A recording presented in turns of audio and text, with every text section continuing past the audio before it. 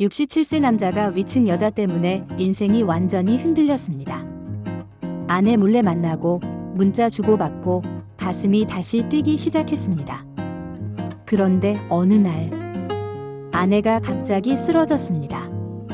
이 남자 과연 어떤 선택을 했을까요? 지금부터 실화를 들려드립니다. 여러분, 조용한 황혼이 갑자기 흔들려 버리는 순간이 있습니다. 오늘 들려드릴 이야기는 평생 성실하게 살아온 한 남자의 심장이 다시 뛰기 시작한 날에 관한 이야기입니다. 67세 김정호 씨. 이분은 정년퇴직을 하고 나서 하루하루가 너무 길어져 버렸습니다. 아침에 눈을 뜨면 할 일이 없습니다. 텅 빈 집에 혼자 앉아 있으면 시간이 정말 안 갑니다. 아내분은 여전히 식당에서 일을 하러 나가십니다. 집은 분명히 있는데 함께 사는 느낌은 점점 사라져 갔습니다. 대화도 줄어들고 서로에 대한 관심도 줄어들고 부부지만 마음은 멀어진 지 오래였습니다. 그런데 어느 날 위층으로 이사온 한 여자를 만나면서 이 남자의 인생이 완전히 흔들리기 시작합니다. 처음엔 그냥 우연처럼 보였습니다. 하지만 나중에 생각해보니 운명처럼 다가온 만남이었습니다. 이 만남이 자신의 인생을 완전히 흔들고 결국 또 한 번 선택의 순간으로 끌고 갈 줄은 그때 몰랐습니다. 과연 이 남자는 어떤 선택을 하게 될까요? 지금부터 차근차근 들려드리겠습니다. 위층에 이사온 여성분, 이름은 박수진 씨였습니다. 참 단정하고 차분한 분이셨습니다. 말 한마디 한마디에도 온기가 느껴지는 그런 사람이었습니다. 엘리베이터에서 처음엔 그냥 스쳐 지나가듯 인사만 나눴습니다. 안녕하세요. 네, 안녕하세요. 그 정도였죠. 그런데 이상하게도 어느새 마음이 자꾸 그쪽으로 흔들리기 시작하는 겁니다. 평소에 말수가 적었던 정호 씨가 그 여자분을 떠올리며 하루를 기다리게 됩니다. 아침에 눈을 뜨면 오늘 엘리베이터에서 마주칠까? 이런 생각부터 하게 됩니다. 그리고 정말 마주치면 하루가 환하게 밝아지는 기분이 듭니다. 나이가 67세인데도 마음은 여전히 살아있다는 걸 그때 느끼게 됩니다. 그리고 어느 날 아주 사소한 사건 하나가 두 사람을 더 가까이 끌어당기게 됩니다. 그 사건이 뭐였는지 지금부터 말씀드리겠습니다. 여러분도 상상해 보세요. 과연 무슨 일이 일어났을까요? 바람이 정말 강하게 불던 어느 오후였습니다. 정호 씨가 집에서 TV를 보고 있는데 베란다 쪽에서 뭔가 툭하고 떨어지는 소리가 들렸습니다. 나가서 보니까 여성 속옷 하나가 베란다 바닥에 떨어져 있는 겁니다. 얼굴이 확 달아올랐습니다. 이걸 어떻게 돌려드리지 한참을 망설였습니다. 결국 용기를 내서 15층으로 올라갔습니다. 벨을 눌렀습니다. 문이 열리고 쑥스러워하면서도 웃는 수진 씨의 얼굴이 보였습니다. 아, 이게 제 거네요. 정말 감사합니다. 그 순간이었습니다. 두 사람의 거리가 더 이상 그냥 이웃이 아니게 된 순간이요. 괜찮으세요? 커피 한 잔 하실래요? 수진 씨가 먼저 권했습니다. 커피 한 잔, 짧은 대화, 그리고 오랜만에 느껴본 따뜻한 공감. 그날 이후로 정호 씨의 인생은 조금씩 완전히 달라지기 시작합니다. 퇴직을 하고 나서 정호 씨는 누구에게도 말하지 못했던 허전함이 있었습니다. 아내와의 사이에서도 느끼던 거리감. 그런 마음을 처음으로 꺼내 놓을 수 있었던 사람이 바로 수진 씨였습니다. 수진 씨도 사실은 비슷했습니다. 오래된 결혼 생활에 상처를 품고 살던 사람이었습니다. 남편은 집에 있어도 없는 사람 같고 대화도 없고 그저 같은 공간에 있을 뿐인 관계였다고 합니다. 서로의 외로움이 참 닮아 있었습니다. 그래서 서로의 마음을 너무나 잘 이해해주는 존재가 되어갔습니다. 문자 한 통만 와도 설렙니다. 목소리 한 번만 들어도 하루가 완전히 달라지는 느낌입니다. 나이가 67세인데도 마음은 다시 뛰기 시작했습니다. 마치 20대 청년처럼요. 하지만 이 감정이 언제까지나 따뜻하게만 흘러가진 않았습니다. 왜냐하면 그 감정 뒤에는 반드시 마주해야 할 현실이 있었기 때문입니다. 집에 돌아가면 아내가 있고 오랜 세월 함께 살아온 삶이 있습니다. 그 현실을 외면할 수는 없었습니다.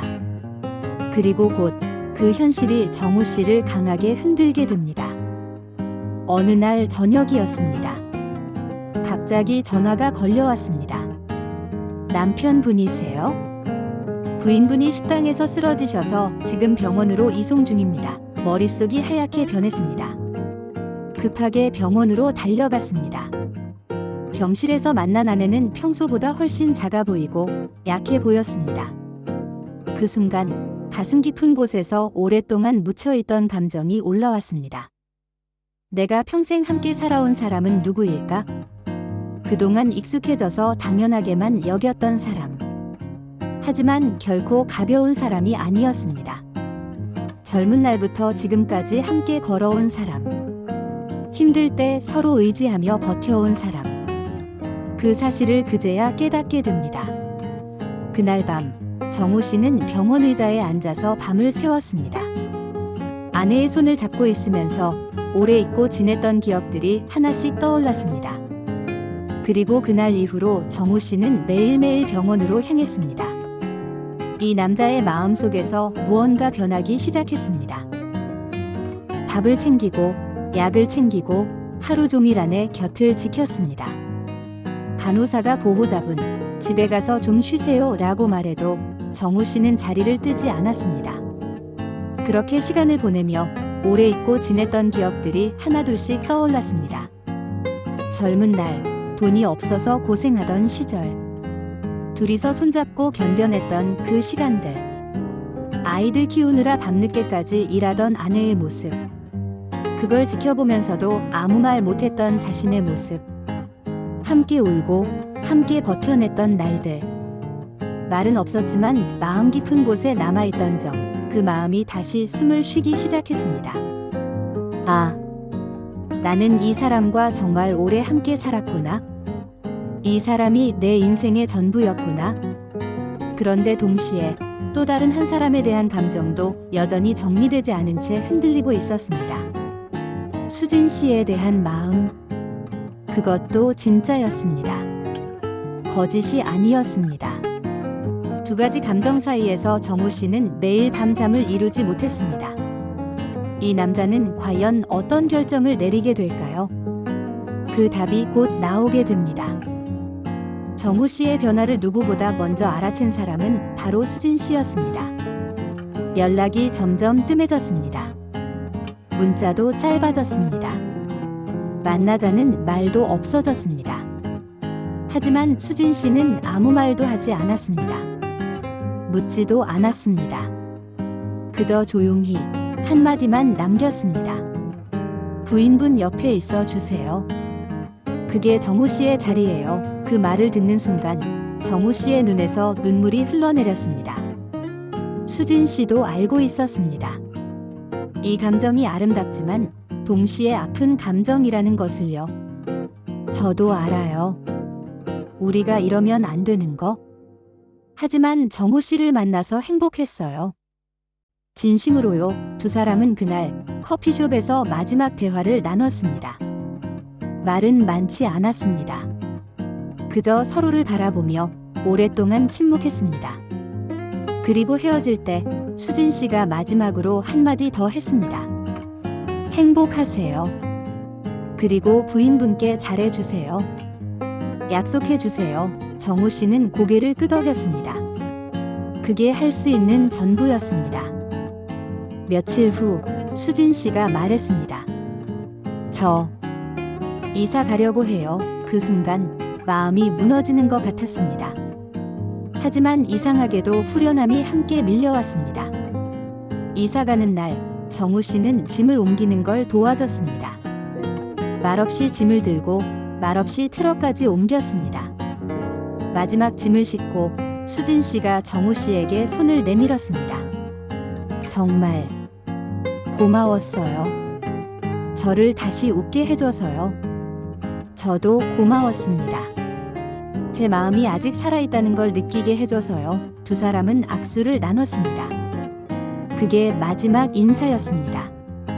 트럭이 출발하고 수진 씨가 손을 흔들었습니다. 정우 씨도 손을 흔들며 그 모습을 지켜봤습니다. 트럭이 시야에서 완전히 사라질 때까지요. 그리고 혼자 남은 정우 씨는 그 자리에 한참 동안 서 있었습니다. 가슴이 아팠지만 동시에 마음 한편이 정리되는 느낌이었습니다. 시간이 흘러서 아내는 점점 회복되기 시작했습니다. 그리고 놀라울 정도로 둘의 관계가 달라지기 시작했습니다. 대화가 늘어났습니다. 오늘 뭐 먹고 싶어? 오늘 날씨 좋네. 산책 좀 할까?